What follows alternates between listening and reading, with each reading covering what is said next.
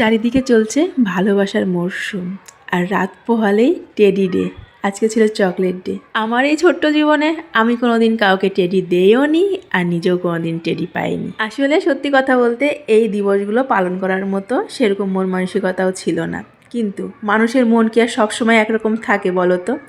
আমারও ইচ্ছে হচ্ছে এই দিবসগুলো পালন করতে। আর আমার জীবনে এই টুনটুনি পাখি ছাড়া আর কে আছে? তাই টুনটুনি পাখির জন্যই একটি টেডি বেয়ার কিনতে চলে গিয়েছিলাম, কিন্তু পাখি কিন্তু এখনো অবধি জানে না আমি ওর জন্যই পুতুল কিনতে গিয়েছি। এখানে পাখিকে আমি বলেছি কারো একটা বার্থডে আছে, তারই জন্য গিফট কিনবো, কিন্তু ও তো বায়না করছে এটা সেটার। আর এই যে ভাইটা পেয়ে যে ও কী খুশি। এই সেম একটা ভাই মনার আছে, সেই ভাই নিয়েই মনা আর পাখির মধ্যে যুদ্ধ। তাই ভাবলাম আর যুদ্ধ করে কাজ নেই, গিফট যখন একটা কিনবই তো সারপ্রাইজ গিফট হিসেবে এই ভাইটাই না হয় পাখিকে দেওয়া যাক।